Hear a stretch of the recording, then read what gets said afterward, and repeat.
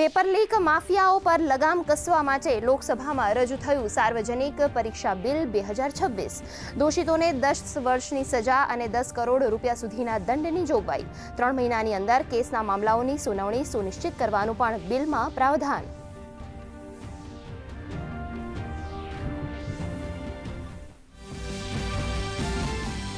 સંસદીય કાર્યમંત્રી કિરણ રિજિજુએ સંસદમાં વિપક્ષના વલણ સામે વ્યક્ત કરી નારાજગી. કહ્યું, પેપર લીક માટેના બિલ પર ચર્ચાથી વિપક્ષ દૂર કેમ? લોકસભા સ્પીકરે પક્ષ વિપક્ષને સહમતિ સાધવા કર્યો અનુરોધ.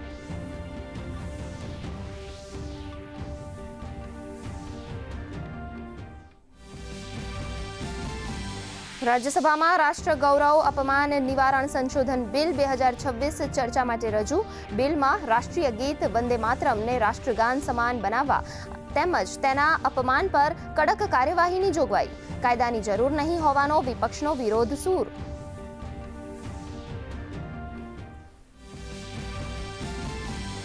દેશમાં સૌથી વધુ લાંબો દરિયા કિનારો ધરાવતા ગુજરાતમાં ship building and repair policy 2026 Gandhinagar ખાતેથી લોન્ચ.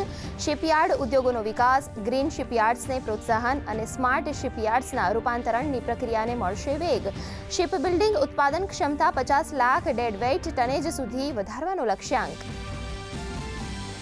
સાયબર ફ્રોડ સામે ગુજરાતની મોટી પહેલ, E0 FIR સિસ્ટમનો પ્રારંભ. 1930 હેલ્પલાઇન પર ફરિયાદ થતાં જ આપમેળે નોંધાશે FIR. સંબંધિત સ્ટેશનમાં તાત્કાલિક પહોંચશે ફરિયાદ. સાયબર ફ્રોડ પર લાવી શકાશે અસરકારક નિયંત્રણ.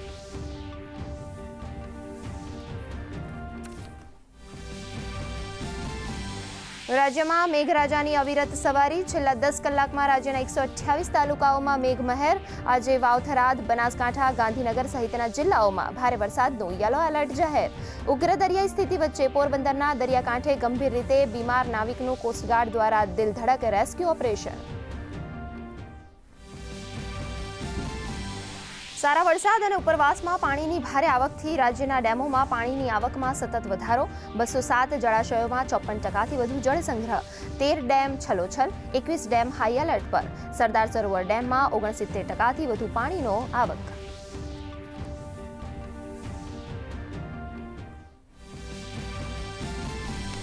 અતિવૃષ્ટિથી પ્રભાવિત વિદ્યાર્થીઓને રાજ્ય સરકારની મોટી રાહત. વિનામૂલ્યે નવા પાઠ્યપુસ્તકો પૂરા પાડવા રાજ્ય શાળા પાઠ્યપુસ્તક મંડળનો નિર્ણય. ગરીબ અને સામાન્ય પરિવારના બાળકોનો અભ્યાસ સતત ચાલુ રહે તે સુનિશ્ચિત કરવાનો હેતુ.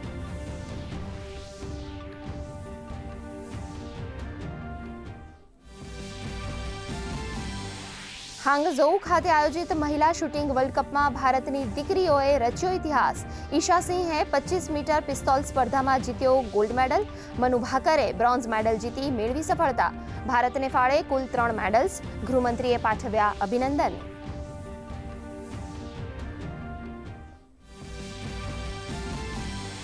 ક્રૂડ ઓઇલના ઘટતા ભાવની ભારતીય શેર બજાર પર જોવા મળી અસર. સેન્સેક્સમાં 776 આંકનો ઉછાળો. નિફ્ટી 24,000ની સપાટીની અંદર બંધ. આઈટી, રિયલ્ટી શેરોમાં લેવાલી. ડોલર સામે રૂપિયો 65 પૈસા મજબૂત.